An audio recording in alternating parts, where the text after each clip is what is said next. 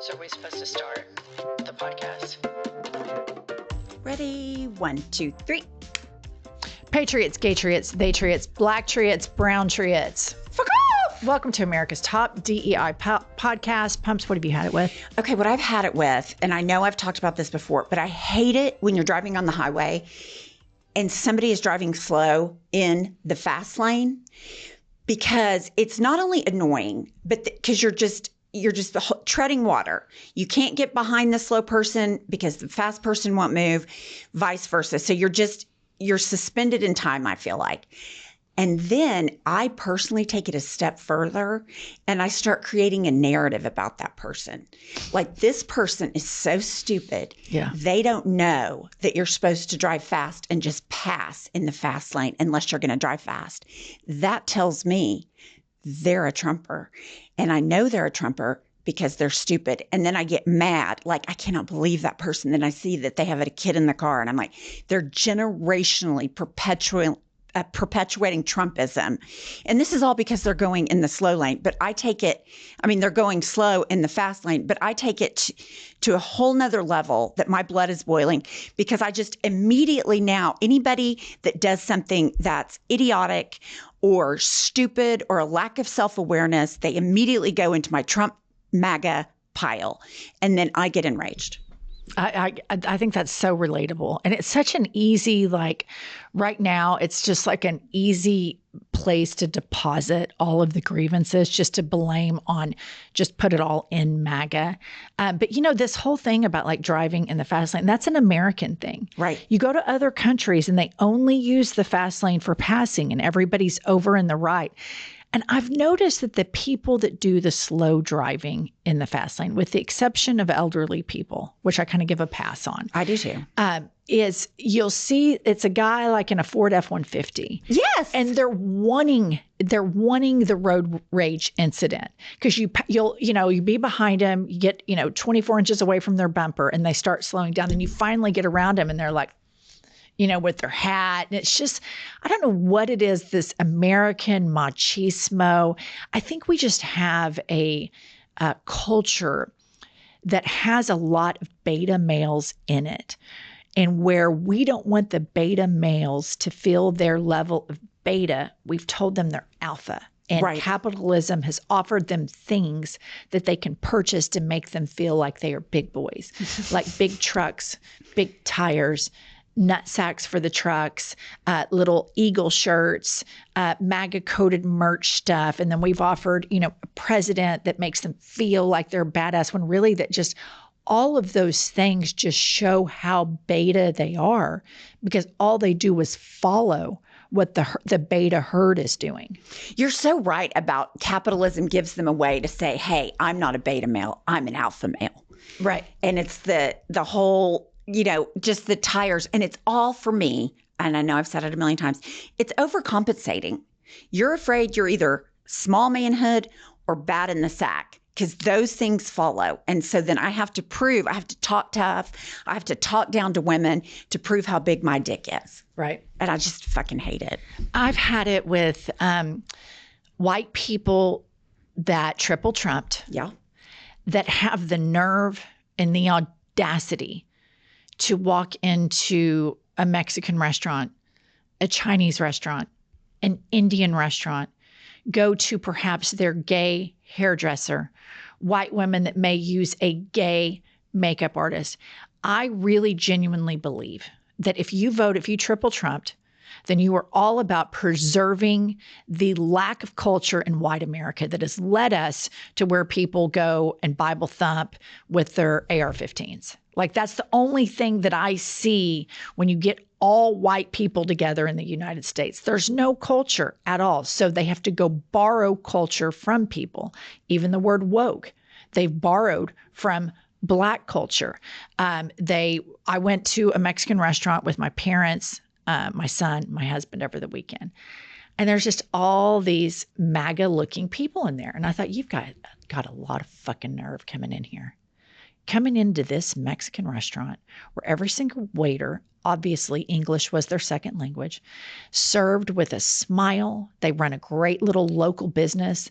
And Oklahoma City is a better place because of these hardworking immigrants that come in here. But I cannot imagine the horror they feel when they are driving to and from work, when they might have a hearing on their legal status. I can't imagine the people who've already been taken from their lives. Right. And to see these fat ass, pink arm, teeny weeny beta pricks with their ugly ass wives walk into this Mexican restaurant and sit down and smile and be friendly. I don't think you should be able to enjoy anything but Cracker Barrel. Get your fat asses over to Cracker Barrel. Quit watching NBA basketball. Quit watching sports that are dominated by African Americans. Quit going to Mexican restaurants. You want white culture? You go fucking live in it. You live in it, bathe in it, go to do all the white culture stuff, get your Bible thump on, go get in the dunk tank at the mega church after you watch your mega preacher drive off in his Rolls Royce, and then go, to the shooting range and go shoot shit. But do not participate in any of the shit that makes America cool. And what makes America cool is multiculturalism.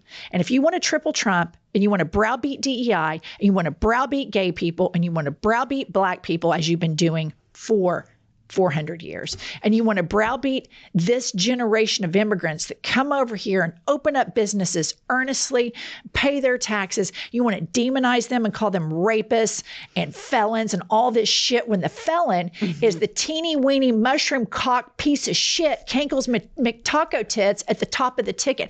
I have fucking had it from top to bottom. White people that triple Trump should be banned, boycotted from enjoying the best thing that America has to offer, which is multiculturalism. Get your fat asses out of the Mexican restaurant. Get your fat asses over to Cracker Barrel, because nobody wants to see your fucking smug ass, teeny weeny, pink arm, big gut around. Nobody wants to see that shit. No one. I completely agree. Pat it. I want to take it a step further. Let's go. I want the women, the triple Trumper white women. Yeah. If you want to be in the golden age, then I want you to give up a credit card in your name. I want you to give up the bank account in your name. And I want you to be completely beholden to a man. I don't want you to work. I want you to stay home and make cornflakes from scratch for that fucker, because that's what you're voting for. When they're talking about the golden age and make America great again, they're talking about you having less rights than men, not being able to have a credit card, not being able to own anything in your own name. So triple Trump, country club, Christian, white women, you should have to forfeit those luxuries. I completely agree. And I think they should probably have to give a couple blowjobs a day too. I think that's fair. Yeah. Like if your whole thing is you're going to service these men, then, they know better. And you're going to throw other people's kids under the bus just because of the color of their skin. And you think watching Candace Owens makes you a little bit less racist.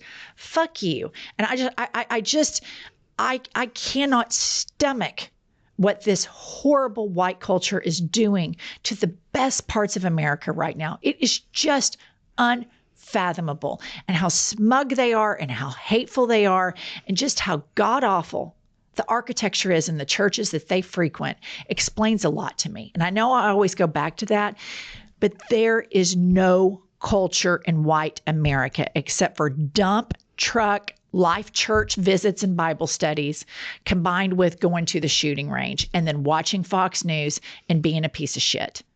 That's what American culture has come to in white America.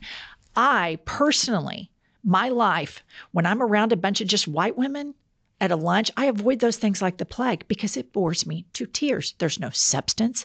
Nobody talks about anything interesting. It's demeaning people. It's gossiping behind people's back. And I just am not that interested in that. I'm not that interested in that. But when I go out with my gay friends, when I go out with my black girlfriends that I met through my son's basketball, there's just a lot more meat on the bones. White people are dreadfully boring. And what has saved us from the lack of culture in America is our multiculturalism. And I enjoy very much experiencing Black culture, Latino culture, Asian culture. As an American, I enjoy those cultures very much because they've integrated into our culture. And because white America, especially for me, an atheist raised in the Bible Belt with all these women that just, their life goal was just to get married. I mean, no offense if that's what you want to do, but that wasn't the life for me. That's not what I wanted. I wanted to have a career. I want to have my own thoughts. I want to have my own agency. I want to have my own autonomy. And I've always wanted that. So I've always been an outlier in this place. So I have found the comfort in the people who the patriarchy has also tried to shoot down. And that's where the best meat on the bones is in America. That's where the best of the best is. The crusty country club lunches, have at them. The book clubs with white women and the Bible studies, have at it. Do your thing. Don't go to gay hairdressers. No gay florists for you. No Mexican restaurants. Get your fucking ass to Supercuts and over to Cracker Barrel. And you leave the rest of all the culture that all of this multiculturalism is built to those of us that aren't racist pieces of shit. I think it's a fabulous idea. Yeah. One of your best ones. Thank you. Welcome to I've Had It. I'm Jennifer. I'm Angie, HBIC. That Beaver. stands for Beaver. Beaver in charge. Kylie, Yes. what do you think? I love this idea. What do you think? I mean, you grew up in an all-white town, Stillwater, Oklahoma. Is there any culture there? Besides football and God? No. If that counts as culture. Yeah. You know, there's a news story out there right now that there's like a whites only town on the rise. Oh, I've seen that, like Missouri or something. And they want to spread it. They're like, we're going to open more. And the comments, you go look, you'll see a black person say, good. Right. Stay in it. Build those. Exactly. And go live in them. I mean, like, that is my worst nightmare. Like, some of the most misery of my adult life where I've been sitting there thinking, what are my life choices?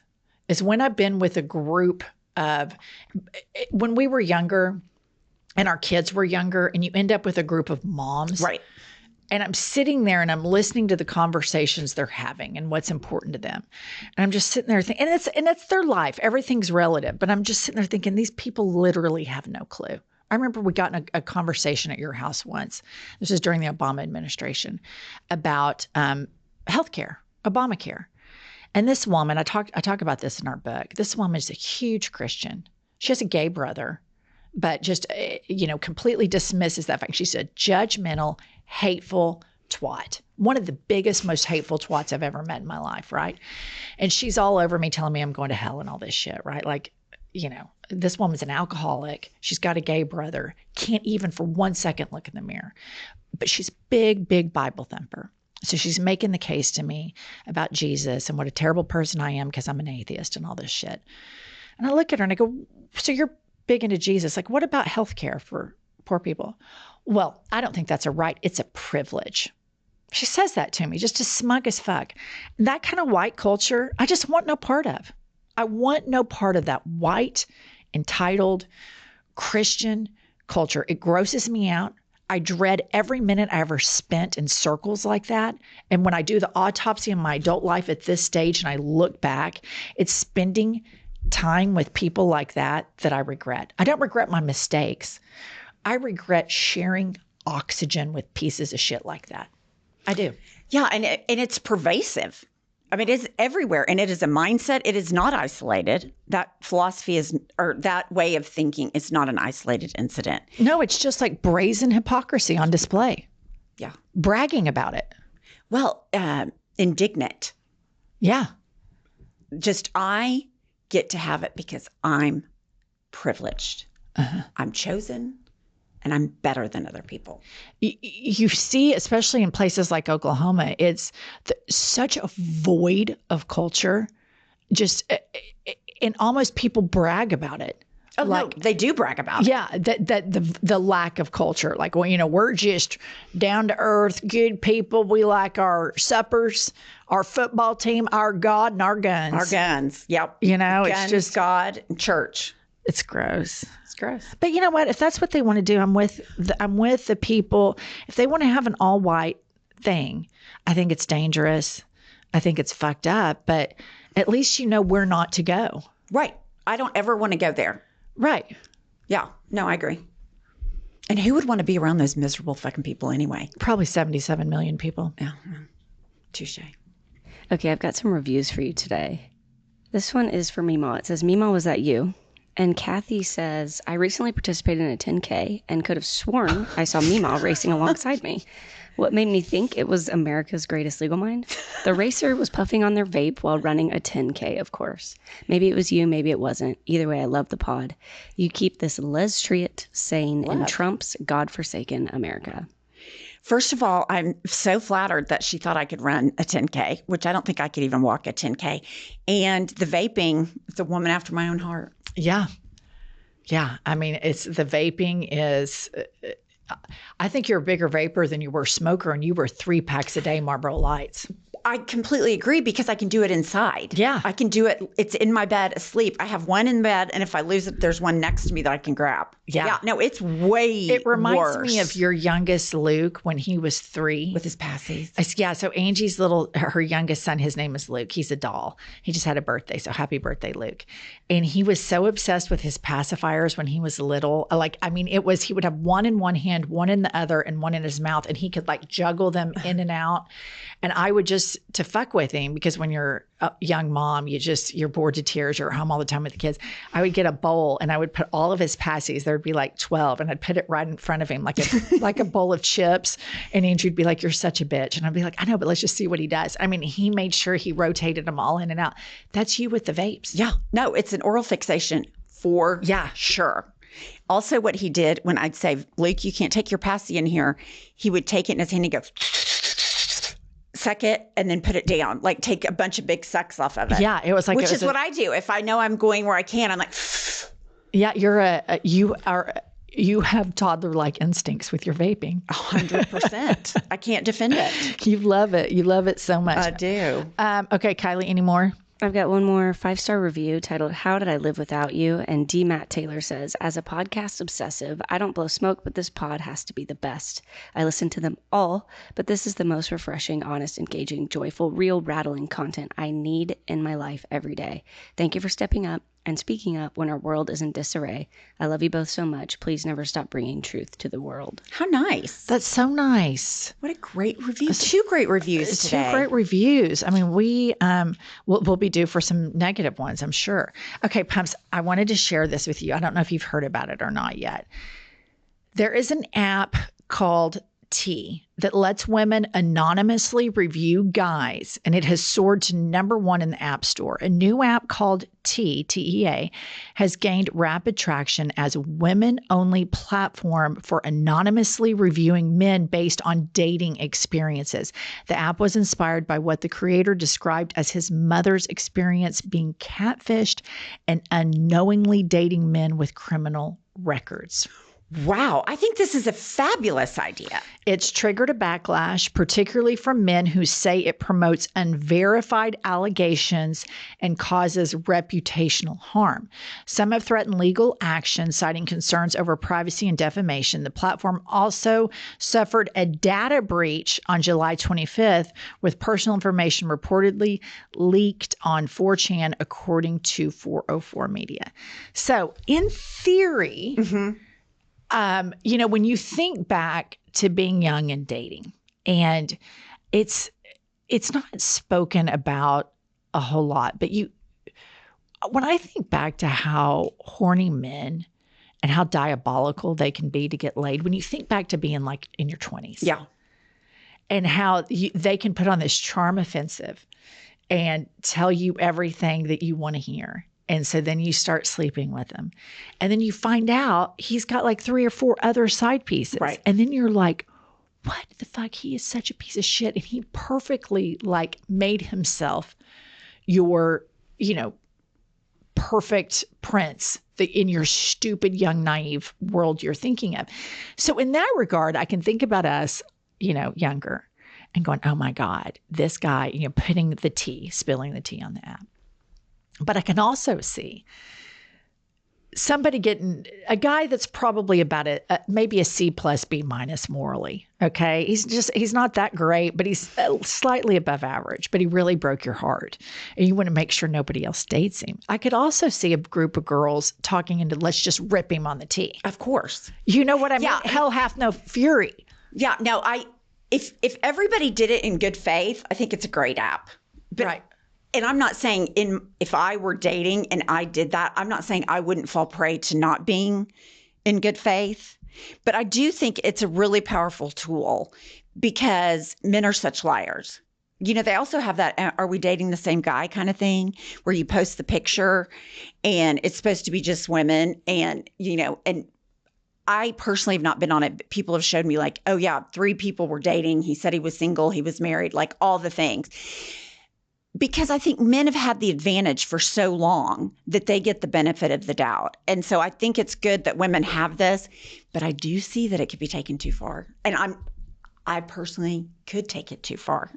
Well, and I'm thinking about like not where we are right now, but think about like you're about 24 to 27. 100%. Okay, and your whole social life is like, okay, we're going out. And it was before social media for us.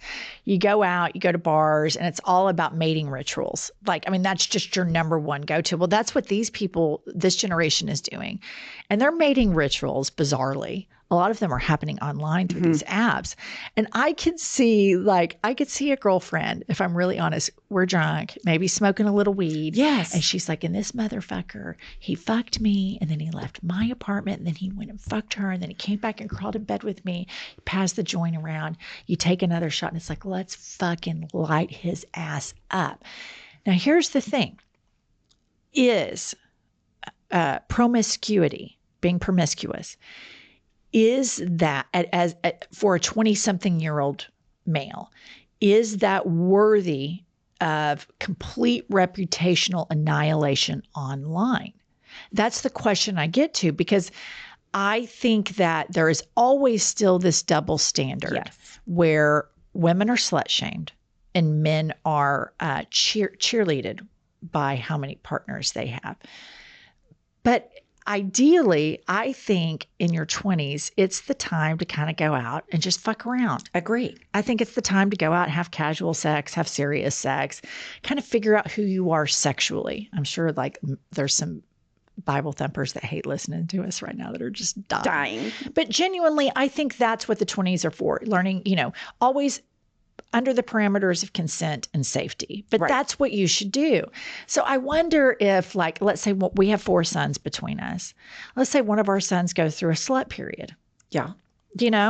And then he's just eviscerated reputationally online. Then do these men become more risk adverse to dating? I don't know.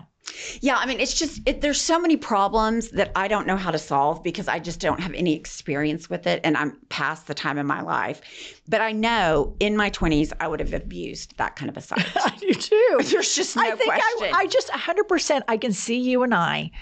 Like if you date, like, okay, let's just, for example, you recently had an affair with a married man. Unbeknownst to you, you didn't know he was married. Right. But let's take that back a couple of decades when we used to go to Mexico and sit around and smoke weed and drink champagne. All right. All day long. That's what we did on these trips. And you found out at that age when hormones are higher, I could totally see us just fucking body slamming this guy on one of those apps. And he would have deserved it. That's what I was going to say. And then you have the deserved body slams online. The people that do misbehave so badly. But also like... It's just such a fine line. And who gets to make that decision? But here's the moral question. Outside of overt like sexual abuse and emotional abuse, is the guy that lied to you, took you on some dates, is that the internet's business? I would say no, but I think that's an age thing. Because I think, as much as I hate infidelity, as much as a skunk as I think that guy is, I don't think he is an emotional abuser or Right. physical abuser or any of those things. He's broken and he can't keep his dick in his pants. There's no question about that, but welcome to the human species. Right. So I guess that's my question about this whole thing is people are flawed and people cheat and do these things. But is it worth having this paper trail? I just don't know. Yeah, I cannot. I see how it could be good, how it could be useful, how it could spare someone. Like if somebody gets on there and they're like, oh, yeah, that happened to her. I'm kind of seeing these characteristics, like controlling. His ex-girlfriend said he's super controlling. Pretty soon he's in your bank account. That's abuse to me. That deserves I agree. to be, that is a warning flag. Yeah. But then you just get into, is anything private anymore? And then who's the judge? Who determines what is appropriate to be called out online and what isn't? I know who the judge can be. Dun dun dun dun. Dun dun dun dun. Princess dun, dun, Diana? dun. Judge Judy Diana. Yeah. Okay. I kind of would get so juicy over that. I don't know. I was kind of, this is one of those stories when it came out. I at first was like, oh, good, women Exactly. get them. But then as a mother of 2 sons and a woman who's been scorned before, Yeah. and Have scorned. totally, but both ways. Yeah. I mean, being realistic about it, I just started thinking, is that, I don't know. Kylie, It's a what's your slippery take on slope. that? I was a young person on the internet. What do you think? I'm kind of not into it. So, I think it's dangerous. I think it's kind of bad for all of that to be out there. Like the concept of social credit, about that. China does this. There's a Black Mirror episode on this where a credit score, but it's you as a human online. It's like your Uber rating. Yes. And I just think that's very dangerous. I think someone is evil to everyone in a breakup. It doesn't mean that they're evil. They're going to be evil to you. So I think it's dangerous. But I will say, Pumps has gotten my Facebook account. I gave her the password and she added me to all of the Are We Dating the Same Guy? Yeah. Facebook groups. I was trying to get in it. I creep in them and it's actually very fun to watch. And they do catch a married person. They catch a sexual predator. But there's a lot of shit on there that should not be on there. And it makes me kind of feel bad for some of the guys. That's the thing. At what cost? I mean, obviously we have, there are predators, and I remember being a young woman and falling prey to bullshit from course. men. And I'm sure I bullshitted, Of course. But I don't know. I just am so grateful that when we were younger, I didn't have to navigate adolescence and young adulthood with a smartphone. Same.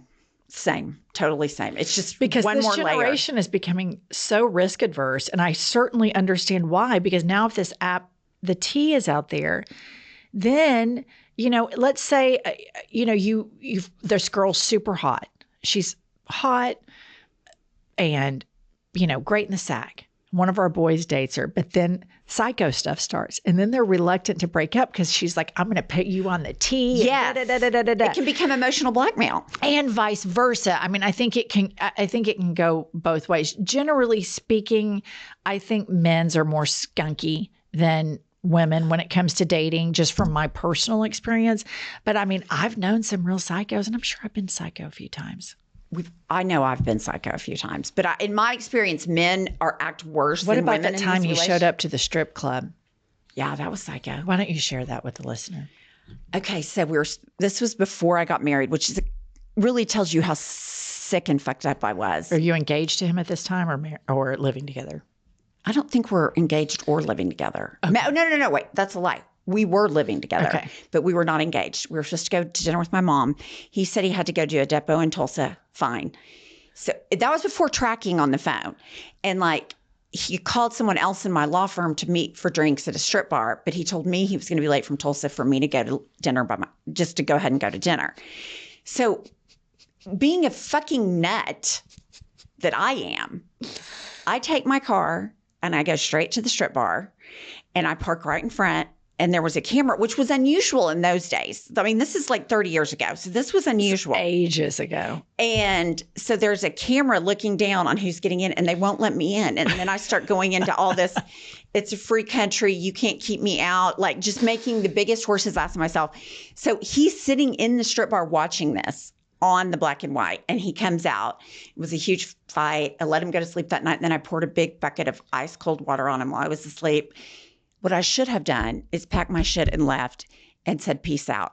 But I didn't do that. That's what I should have done. But yeah. Which is why I think you and I could teach a seminar on who not to marry. Who not to marry, how to not pick a husband. Yeah. And forks in the road.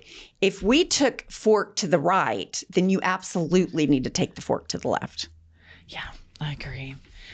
All right, listen up. We have a guest today on this podcast. But before I introduce her, I do want to tell everybody that you still have time to get the summer's hottest reading book there is on the planet.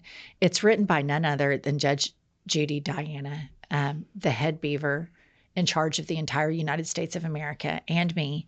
And it's just a great little summer read. And so we're going to keep promoting it until you guys continue to buy this book, because we've got to get these copies sold, Pumps. That's right. We can't have boxes and boxes when we die. All right. So today we have a guest. Her name is Sami Sage. We have been on her account. She is the founder of Betches Media and Betches News, the host of award-winning daily morning announcement podcast, the author of the New York Times best-selling book, Democracy in Retrograde, How to Make Changes Big and Small in Our Country and Our Lives. Let's welcome to I've Had It, Sami Sage. Pumps and I need to share with everybody that we have written a book. It's called Life is a Lazy Susan of Shit Sandwiches. And believe it or not, Pumps and I have not always been so rock solid. And we talk about all of our trials, tribulations, most of all our fuck ups. Yes, because fuck ups are relatable and a part of the human experience. I have gotten so much feedback regarding the book that because of my situation with the religion and addiction and all that people relate to that. So I do think there's something to take away that's comforting about it, because we've all been in very difficult situations. And listener, what we want you to do, this is the it book for summer reading. So please get your copy of Life is a Lazy Susan of Shit Sandwiches and take a picture of yourself with the book in really great places and tag at I've Had It podcast, and we will share your images with our summer it book. You can buy it in bookstores. You can buy it in the link in our bio. You can buy it at Target, Walmart, Amazon, etc. All the retailers. Happy reading and happy summer. This episode is sponsored by BetterHelp.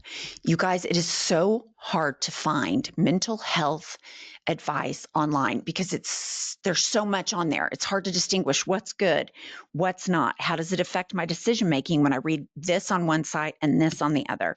So it feels like there's advice for everything: cold plunges, gratitude journals, screen detoxes. But how do you know what actually works for you? I'll tell you what works.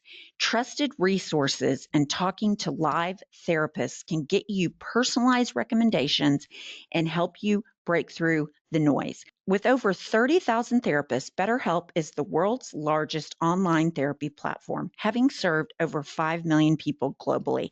And it works, with an average rating of 4.9 out of 5 for a live session based on an over 1.7 million client reviews.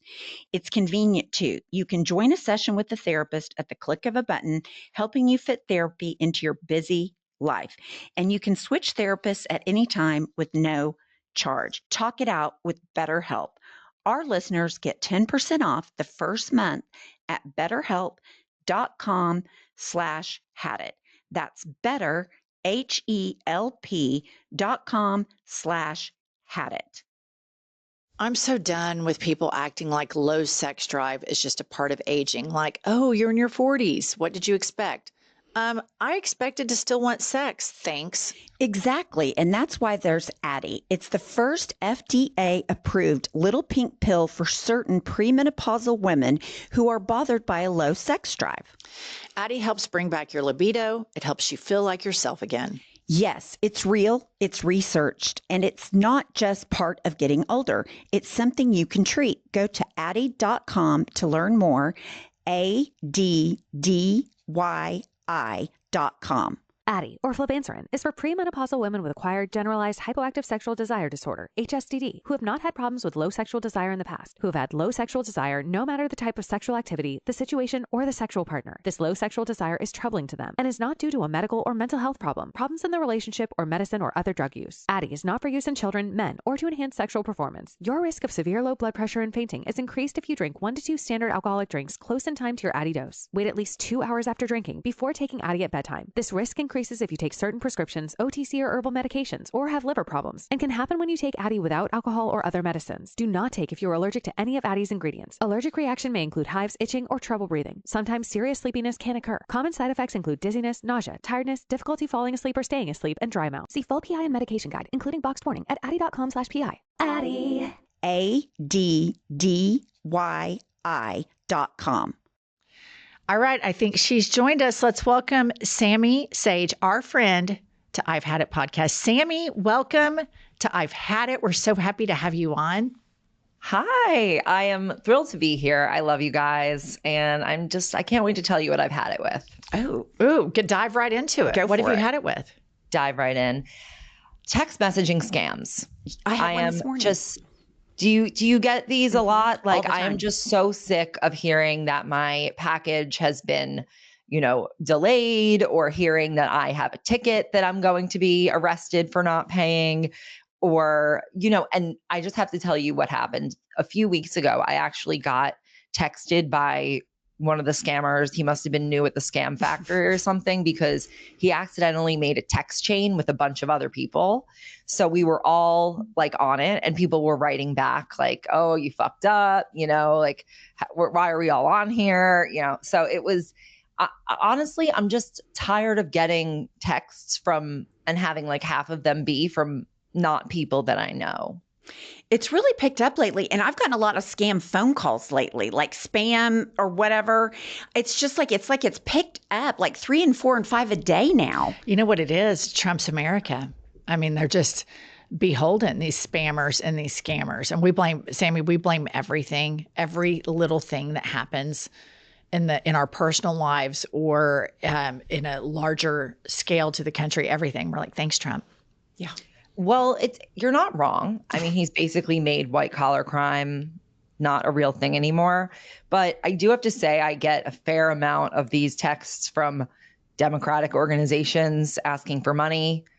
So I don't know. I think it is Trump's America. It's this obsession with money and exploiting people and degrading their experience of life at any cost, because it costs nothing for them. And for us, it really costs a lot. Totally. Okay. I want to talk to you about something that I think is super important. And I think that you're a good messenger to help navigate through this. So it's the whole Israel-Palestine issue. And when you're like us and you live in red state, middle America, you don't really have a whole lot of diversity in your city. You don't really kind of know what the whole thing's about. And what I'm telling you right now, millions of American, even Democrats, don't really know what the whole thing is about. And then you start seeing these images coming out of Palestine. And then you see Benjamin Netanyahu, who just seems to be like a fascist, right-wing, unlikable, smarter version of Donald Trump. But then you're scared to speak about it because I have Jewish friends. You're Jewish. You're scared to speak about it because you feel like then everybody's going to be like, you're an anti-Semite. And so it feels like everybody's just kind of like stuck and silenced about being able to speak about it. And then I see this Zoran Mamdani, who like, oh my God, here's the answer to all of our problems as Democrats right now. This is what we need to do. We need to go left. We need an economic populist message. The whole party is going to get behind him. And then you see Cory Booker and Hakeem Jeffries lollygag around, and they won't even endorse him. And so I just want to, number one, as a Jewish, liberal, progressive person, what is your take on all of this? And what can you tell people and this is something the left is going to have to realize. A lot of people, Americans are ethnocentric. A lot of people don't give a shit about it. I do when I see that suffering, but a lot of Americans that live in flyover states are just kind of like, we have starvation here too. And I don't like that, but that is the way we were raised, ethnocentric Americans. So you asked a lot of questions. I'm going to try to answer them all. And please interrupt me because I think there's a lot of pieces to this conversation that have become connected, even though they are not necessarily connected. And I think that first thing, you've identified like a complete problem, a completely clear problem that I think a lot of people are experiencing. And that's how, I perceive that as being the landscape that's out there. I want to say I can't really speak for all Jewish people. And I think that that's actually one of the problems. Like you said, like most people don't really know what's going on in the Middle East. Most people don't really know many Jewish people at all. They know them by stereotypes. I will say that I am sort of myself kind of a walking, talking Jewish stereotype. And, I don't want to say, I don't want to say that because I don't know what people are thinking when they say that. But in terms of like the old school, work in media and come from, Long Island and went to summer camp. And my family, my grandparents were Holocaust survivors, were in Auschwitz. They actually met in a displaced persons camp. And it's, I sort of have that sort of, average, Jewish suburban New York secular upbringing. But I have an interesting experience. And then I actually moved to Israel for almost a year when I was 24. And in that experience, I saw a lot of what, the roots of some of the roots of what's happening now there. And I think a lot of people would assume, I would come out of that experience and be like, like, you don't understand what it's like to live in Israel. And like, that is true. I think it's a very different environment. But I think if anything, it gave me more texture for both sides. And it didn't really make me feel like, I'm in the tank for like one perspective or the other. I think that what we have there is like a very unique and nuanced human problem. And I think people want to sort of say, there's no nuance, it's not complicated. And I'm not talking about like what's happening now. I'm talking about the entire conflict. And I'm guessing that growing up in where you did around a lot of evangelicals, you probably seen a very particular perspective on Jewish people and on Israel. And it's seen through the eyes of evangelicals, which in my view, kind of just like want us all to get there so that they can kill us and have their end times fantasy. This is one of the times I'm going to jump in. Here's the evangelical mindset that we grew up around. There's very quick to make Jew jokes, white evangelicals. They're very quick to be anti-Semitic. But also in the same sentence, it's, but our Lord and personal Savior was a Jew, and the Jews need to be in Israel for him to return, which I think is a very anti-Semitic, dismissive lack of acknowledging people's agency and autonomy. But I mean, here's the thing, Sami. I'm an atheist, so when I start hearing people talk about magical thinking, whether it's the Jews saying they're chosen people and they're supposed to be in Israel, honestly, I think that's kind of fucking crazy. When I hear, and I know that a bunch of Jews would be like, oh my God, Jennifer Welch is an anti-Semite, but I'm an atheist. So I think foreign policy based on magical thinking is stupid and dangerous. I've never been indoctrinated into any religion. When I hear evangelicals talk about rapture prepping and the Jews being in Israel, I think that's dangerous. I think when we base foreign policy on magical thinking, it harms people, and it places a hierarchy of who's better and who's worse and whose lives are more valuable and whose lives are less valuable. And religion categorizes us. And that's what I see at the epicenter of a lot of this conflict right now. I think you're absolutely right. And I think that the problem part of the problem is that Israel became politicized. And a lot of that was really due to Netanyahu wanting to kind of play these games where it was like, Israel wasn't a question of national security or policy or, an economic question or like a democratic human rights type of question. It became about a political pawn that they used as a cudgel against Obama and playing, and, this like politicization of, the Iran deal. But I want to get back to a few things about, talking about the religion. So I have an interesting feeling about religion because having been immersed in it, I really feel a strong separation between organized religion and religious practice and spirituality. And I think that spirituality is something that can cross all religions. And I think that the kind of core tenet of it is what ultimately has drawn people to religions in the first place, but it ends up getting corrupted by people who want to give it structure and turn it into essentially like a high control group and a business. And a business, of course. Yeah, where we have major church businesses. Yeah, right, of course, and boycott mega churches. Where but I think that that's an exploitation of like a natural human yearning to feel a part of something maybe that you can't see or like a higher purpose. And I think that that's something that can really only happen in someone's like own mind and own home and their own family.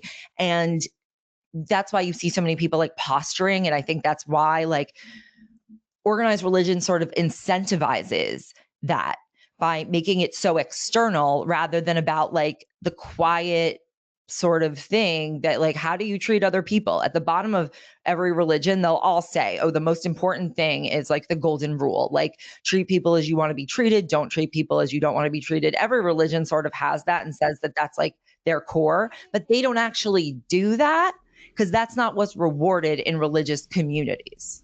So what I want to jump into right now is, as you spoke about, like, Jewish people are not a monolith, and you see protests, some in Israel, where people are, not in our name, and they don't want this war to go on. But you see that this Netanyahu has really the only bipartisan stuff that I see in the United States Senate and Congress right now is support of Israel.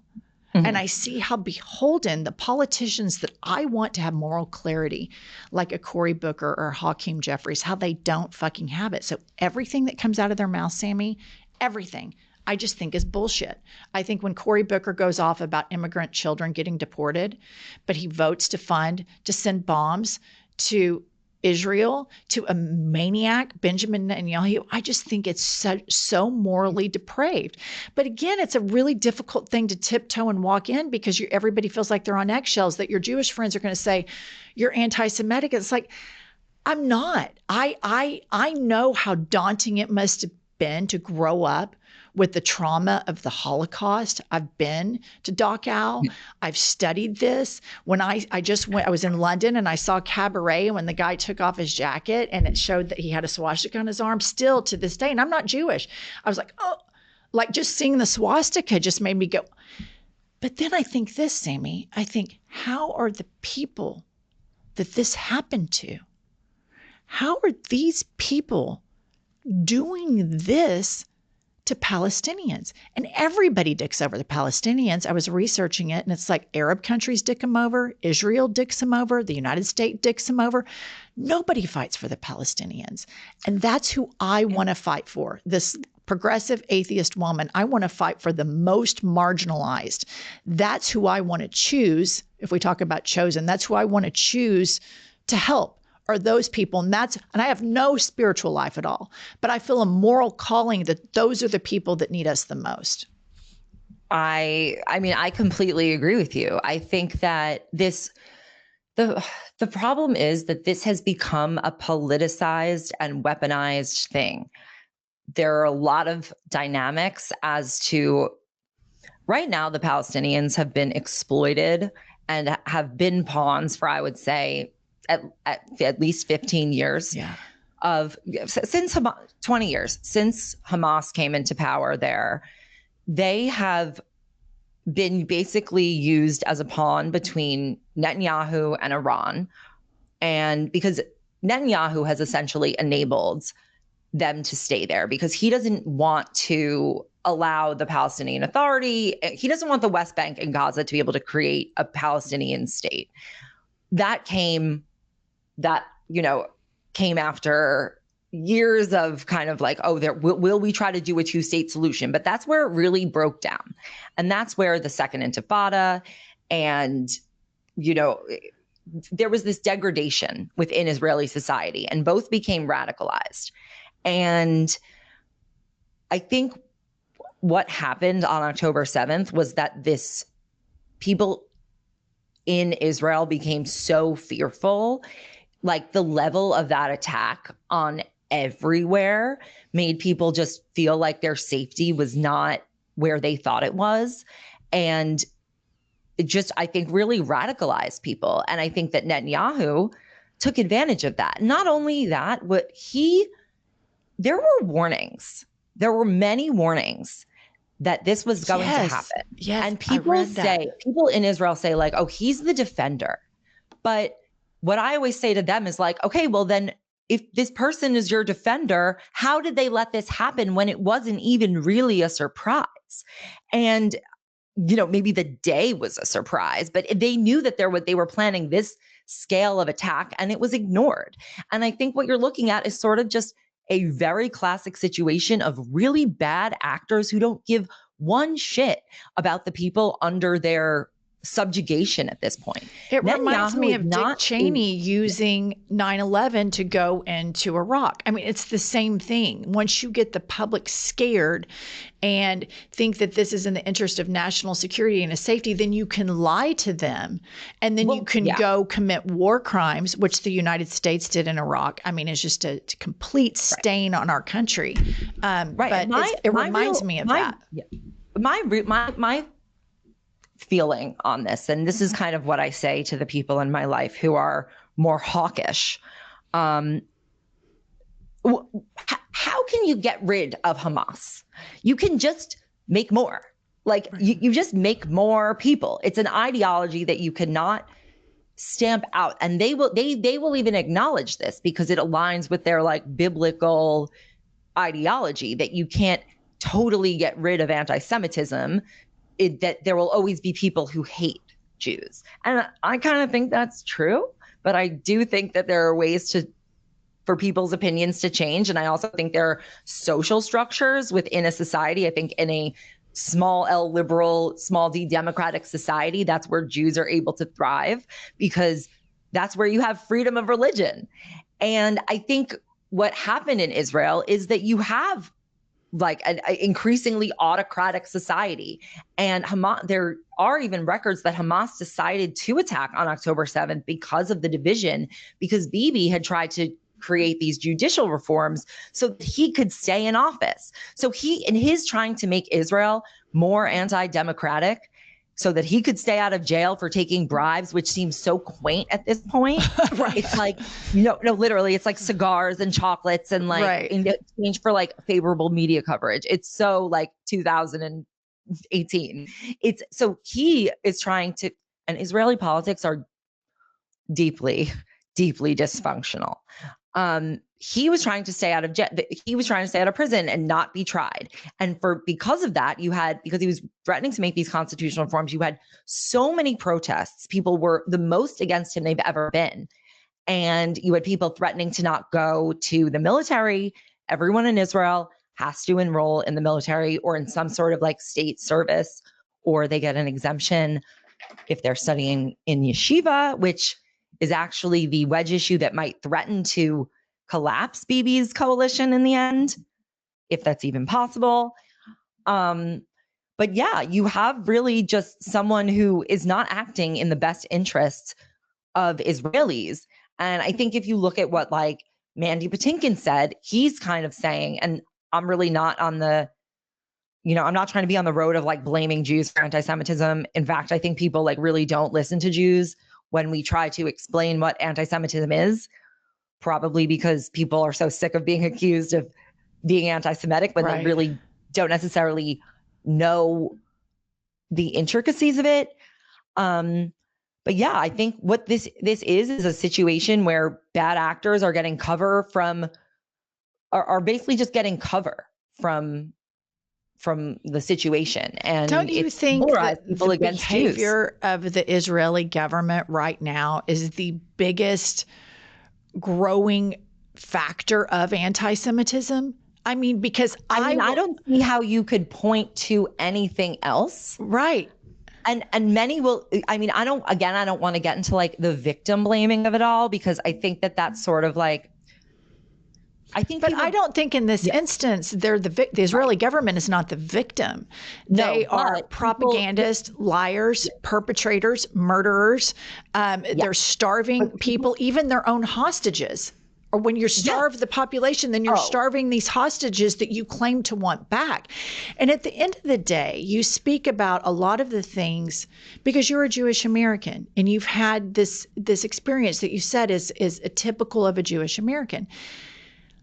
What I have to say is, and this is probably painful for Jewish Americans to hear, but why should the American taxpayer care so much about Israel? Like when I drive to rural towns in Oklahoma and I see the living conditions, and now I know that their hospitals are getting closed. And then I think that, okay, in Israel, they have healthcare. You're able to access all sorts of government assistance if you're a Jewish person and you want a safe place to live. I'm sure a lot of African Americans would love such an opportunity after years and years and years of oppression by white, patriarchal, crusty old men in this country. What a gift, what a privilege it would be to have all of these politicians create a safe space for Black Americans. We recently had a kid that worked for us that was shot. And if we're talking about making safe spaces and taxpayers are funding them, why is the Israeli issue more, higher up than everybody else's needs? And so I read that they think they're chosen by God, which brings me back to like, this can't be a foreign policy. We can't base foreign policy and taxpayer money on magical thinking. Like, as a person who's completely secular, and y'all, you talk about spirituality and all that, great, swing for the fences. Yeah. When it comes to policy and making decisions that affect people's lives, I think it has to be absolutely secular. And I think magical thinking is so incredibly dangerous. First, I would argue that one of the reasons Israel is so top of mind is less because of the Jews and more because of the evangelicals. I agree. And that's fair. Of course, there is like a strong Israel lobby, but there's also a strong Saudi Arabia lobby and Qatar lobby. And like, I think there's like, we can talk about that. Okay. First thing, the chosen people. That is a bastardization that I think even Jews sort of have misunderstood. Chosen in the context of Judaism means chosen to follow the Torah. It's like that. It's not like, oh, you're this special people. It's like you were given the Torah and you're supposed to follow it. It's actually kind of like a hassle if you think about it. It's like, it's not like this. It's not supposed to be like we're special. But again, like these things get sort of bastardized through like secularization and just the fact that people don't really know that much about. It's true. Yeah. To your point about why is Israel so important? The point you're making is really like no different than the point I think people make about like, why are we funding Ukraine? The difference is that Netanyahu is not acting quite as the profile and courage that Vladimir Zelensky has acted as. And that I think that wasn't always the case with the American-Israel alliance. And to your point about, how people have a place to go in Israel, I would argue like America should be making reparations of some sort to Black people. Like whether or not it's like payments, there should be like, why aren't there sort of like tax breaks or student loan repayments, perhaps? I think I know the answer to that. Yeah. Racism. Yeah. Ding, ding, and again, ding. like I think that like the evangelical support has been in America. Like it's because America is kind of like a Christian nation. Totally. That the Jews are like a good, like they need us for their own reasons. But For yeah, the rapture. I agree with you that there should be separation of church and state. Like that should not come into play here. But at the end of the day, like what has all of this achieved for the Palestinians, for Jewish people who feel really unsafe in America? And I think I can maybe like explain that a little bit better so that you maybe don't feel like maybe people will be a little bit more understanding of how, like why Jews feel like everything is so anti-Semitic. And I think sometimes like people like overplay it. Like I know there are people who would think that your point of view is anti-Semitic. I really don't believe that. I don't feel that you are. Like I know that you're like, you just want everyone to feel fair, everyone to live free, be able to practice their religion and not have another's imposed on them and also not be killed. I think that the situation is, the way I see it as somebody who's in the middle of the country and have conversations with other liberals / progressives in my state that are not, maybe raised Christian light, not evangelical, secular, is number one, it seems to hold the Democratic Party hostage.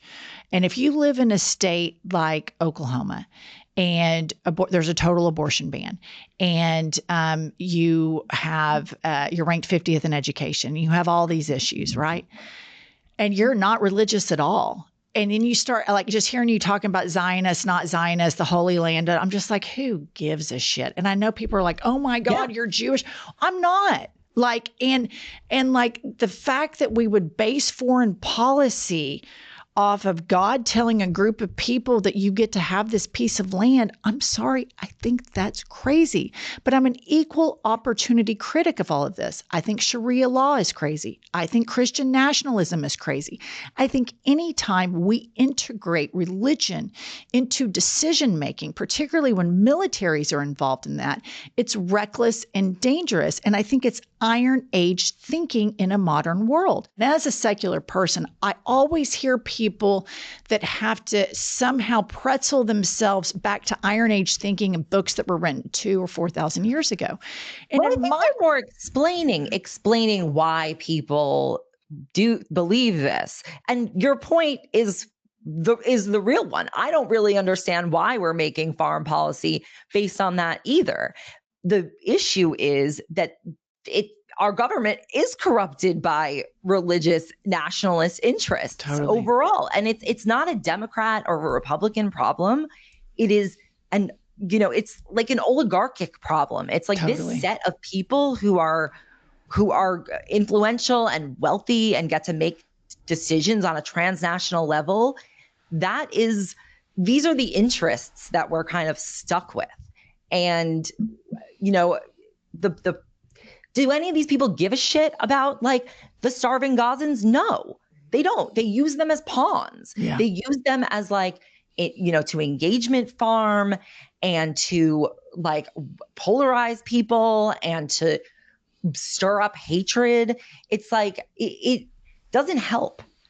And they definitely don't care about the Jews that they claim to care about. Listener, if you're paying rent every month without earning anything in return, let me introduce you to Built, the rewards program designed for renters who want to earn something for their largest monthly expense. Let me explain. By paying rent through Built, you can earn flexible points that can be redeemed toward hundreds of hotels and airlines, a future rent payment, or your next Lyft ride, and more. But it doesn't stop there. Built is about making your entire neighborhood more rewarding. You can dine out at your favorite local restaurants and earn additional points. Get VIP treatment at certain fitness studios and enjoy exclusive experiences just for Built members every month. Built is turning a monthly expense into an opportunity to earn rewards and discover the best that your neighborhood has to offer. Your rent is finally going to be working for you. Earn points on rent and around your neighborhood wherever you call home by going to joinbuilt.com/hadit. That's joinbilt.com/hadit. Make sure to use our URL so they know that we sent you. Finding great candidates to hire is like trying to find a needle in the haystack. You get so many resumes and not enough candidates have the right skills or experience, but not with ZipRecruiter. ZipRecruiter finds amazing candidates for you fast. ZipRecruiter smart technology identifies top talent for your roles quickly. Immediately after you post your job, ZipRecruiter's powerful matching technology starts showing you qualified people for it. Ditch the other hiring sites and let ZipRecruiter find you what you're looking for, that needle in the haystack. 4 out of 5 employers who post on ZipRecruiter get a quality candidate within the first day. Try it for free at this exclusive web address, ZipRecruiter.com/hadit. Again, that's ZipRecruiter.com/hadit. ZipRecruiter, the smartest way to hire. As my children are growing older, they're becoming more susceptible to fragrance in the products they use on their skin. And that is why I have been now diving in to what are the chemicals in the products that I use. And I am finding that so many chemicals are in there that are unnecessary. I was shocked that my laundry detergent is one of the worst culprits. So I switched to Earth Breeze. Their detergent sheets are free from harsh chemicals like dyes, parabens, phosphates, and preservatives. And they're way easier to use. No heavy plastic jugs, no mess, just a pre-measured sheet that dissolves in seconds. I feel so much better knowing I'm not exposing myself and my kids to those unnecessary toxins. And my laundry still comes out fresh and clean. If you want a gentler clean without harsh chemicals, switch to Earth Breeze. They're also backed by a 100% money-back guarantee. So basically, you are trying it risk-free. Right now, you can get 40% off with your subscription at earthbreeze.com/hadit. That's earthbreeze.com/hadit. I feel like a lot of people are pawns, and the thought that like you would feel unsafe as a Jewish person in America. That, I'll tell you, or if it's you or any Jew, I hate that. Like I, as a progressive person that has empathy, that triggers me and makes me every bit as sad as much as my Black mom friend who had to tell her son when he walked down the street not to have his hoodie on over his head, that her son felt that unsafe. So anybody not feeling safe because of their skin color or because of their religion is something as a progressive I want to advocate against. But that same empathy, the same thought track that I have for the Black mother, that I have for any Jewish American on a college campus or anywhere, that same compassion also goes to Palestine. And that's where I think people get frustrated with some of the voices in Jewish spaces because you get policed. Lack of empathy. Yeah. I'm with you on that. And I think that is a problem that plagues a lot of issues. Like I think about this with like the trans issue all the time. It's like, if you really believe that these kids have some sort of like mental illness and they're like so wayward, it's like, well, then why do you treat them like shit? Right. Why are you so mean to them? It's like, there's this lack of empathy and it's like this sort of like giddiness at spurning like the value of life. And what I think is that is very antithetical to Judaism and Jewish practice. And it's like, that, and it kind of kills me when people bring up like, oh, what about the hostages? It's like, yeah, Netanyahu didn't give a fuck about the hostages from day one. It's like, he doesn't give a fuck about them now. Talk to me, basically any hostage family, they will all tell you that they don't care about them. So it's like, how can you possibly like yell at the random American online who's like, doesn't put the hostages front of mind when like the leader of the Jews doesn't?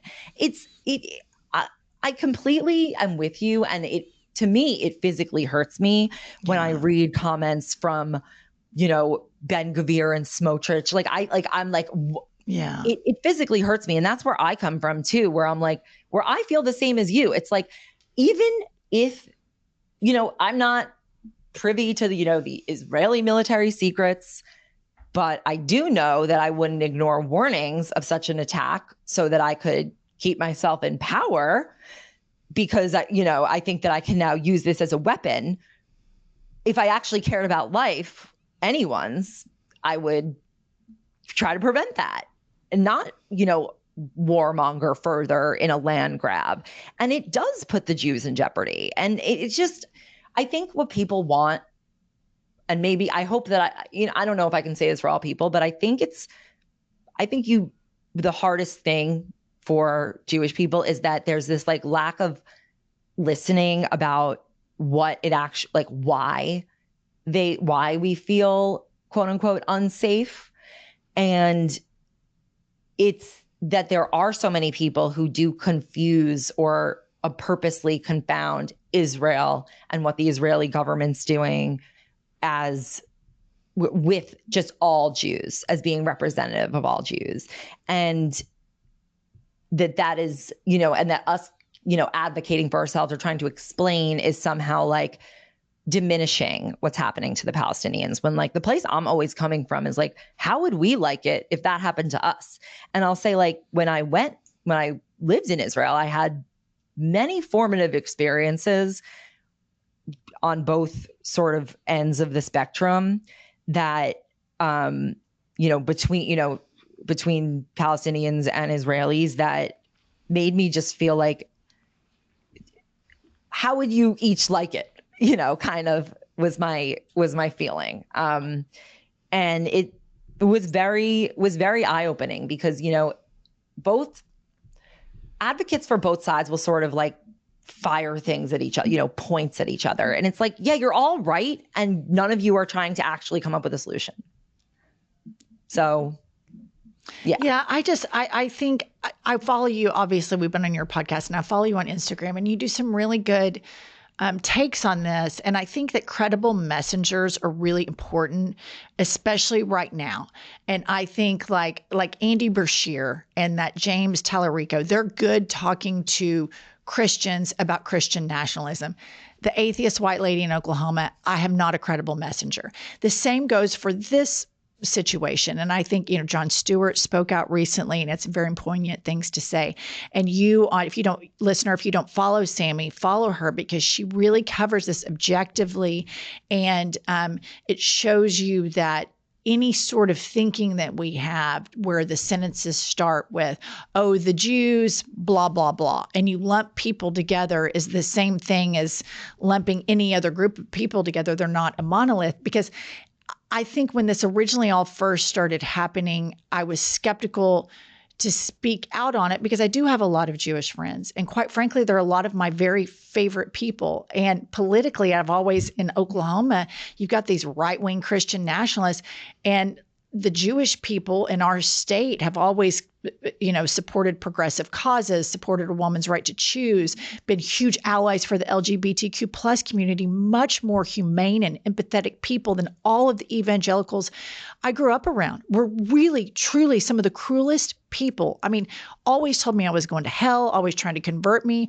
Jewish people in my lives were like, we don't even believe in hell. And I was like, oh, I like that. Well, we don't have to recruit anybody. I was like, oh, I like that. And so I think that there is a time right now where probably Jews are going to feel uncomfortable. And some of that discomfort is warranted because of what when injustice is exposed, it's uncomfortable. But then there's also a safety issue where, I've seen firsthand and been in white WASP circles a lot where I hear racist stuff, where I hear anti-Semitic stuff. I've heard it my whole life, Sammy. And I could go into a country club right now and I'd hear that stuff. And so I just think you're a really good voice. And I want to amplify that there are people that are Jewish that see the same thing that everybody else sees and connect our sense of humanity.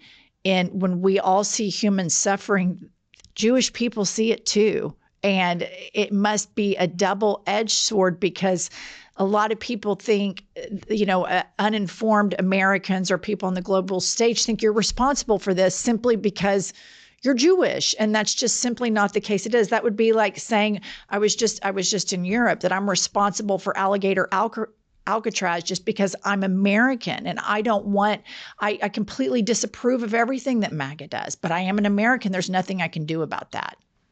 Exactly. I think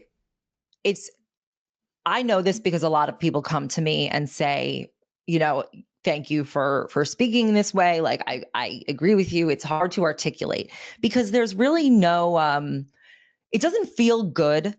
It feels really easy to just be like, I'm super all in on this side or I'm super all in on this side. And just to see things very like black and white and not, sort of just ignore the pieces of the argument that don't like jive with your side. And I think that it's like, I kind of am inspired to care about politics and to care about, progressive ideals by my Judaism, by the fact that, we want to heal people, we want equality, we want freedom. Like, I know that it's also a matter of like Jewish safety to live in a free society.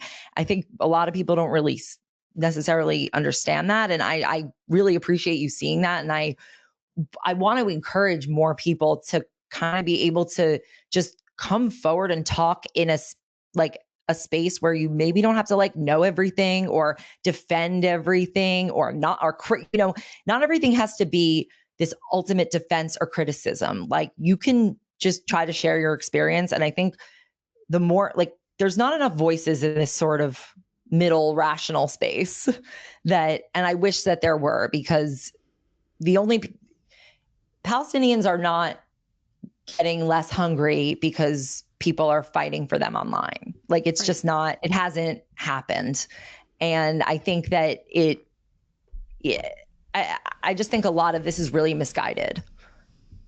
A lot of what is misguided?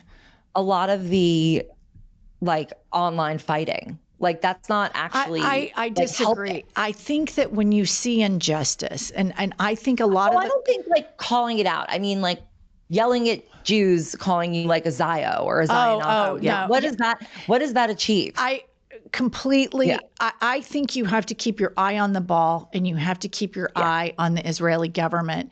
And it's the same thing that happened during the George W. Bush administration and the march in Iraq and Abu Ghraib and all of that. I didn't vote for him. I didn't vote for him 2 different times. I thought the whole thing, they attacked the wrong country, and there were all of us waving our arms saying, no, not in our name. No, not this, not this.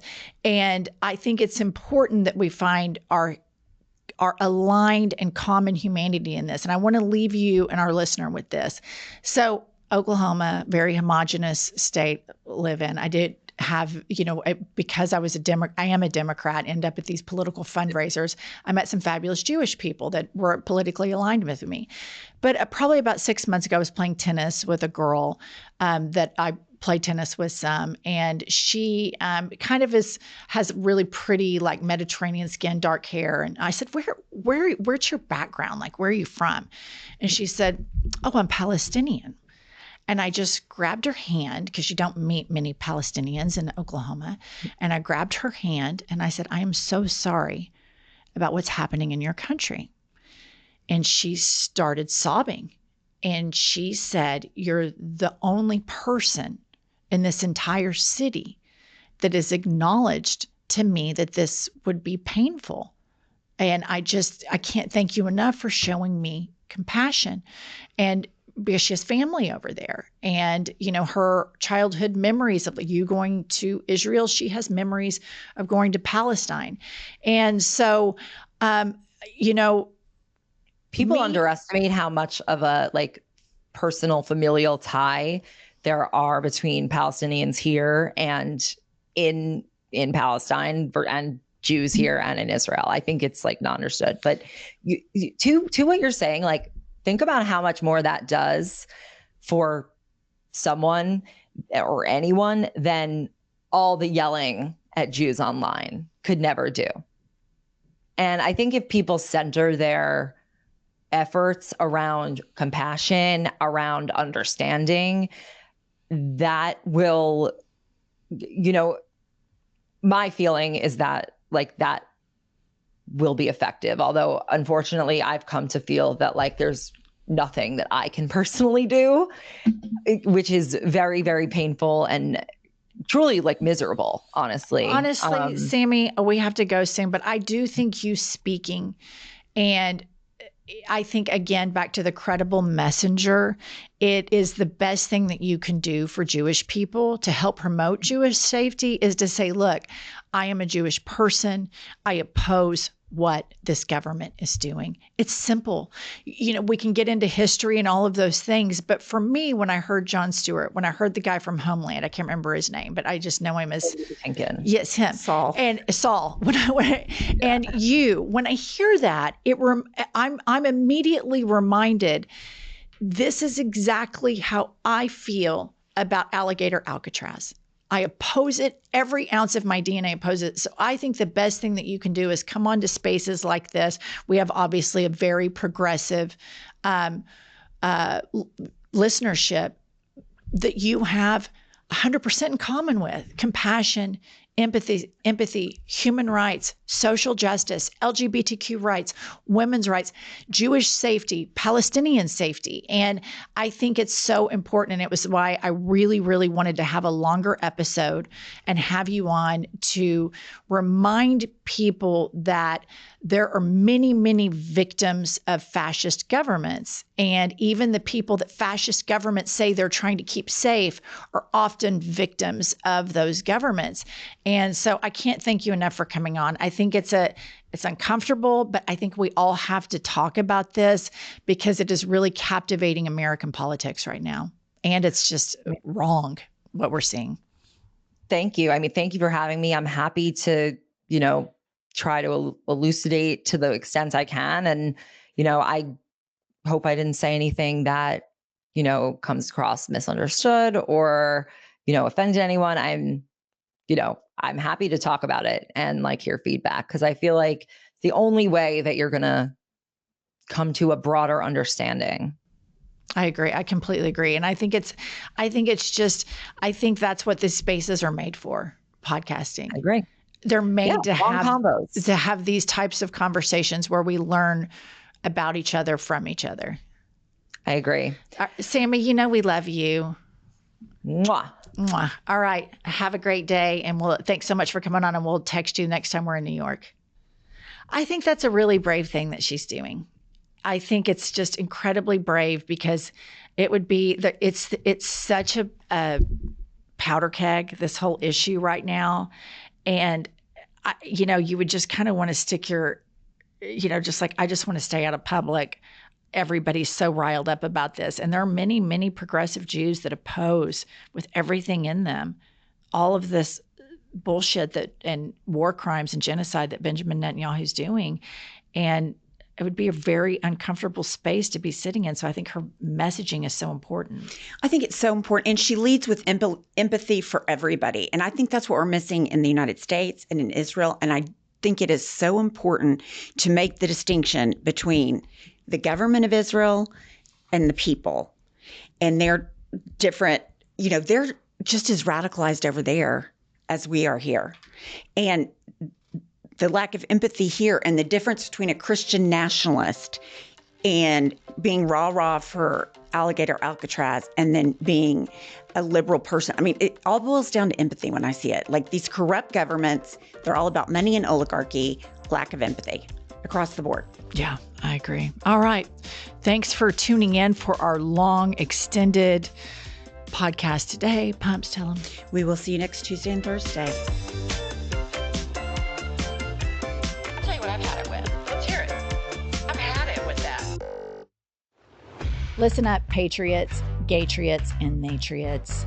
We have a new podcast that has dropped. It's called iHip News. It's Monday through Friday, every day, 15 to 20-minute hot takes on the political landscape of the United States of America, always served with a side of petty grievances. We are on all the available platforms, Apple, Spotify, Google, whatever you get your podcasts, and YouTube. Please go rate, subscribe, and review so that we will chart upwards with America's greatest legal mind. Pumps, what does an eagle say? Caw-caw! A little bit more enthusiasm. Caw-caw! That's it. That's Caw-caw! That's the patriotism that this country needs right there.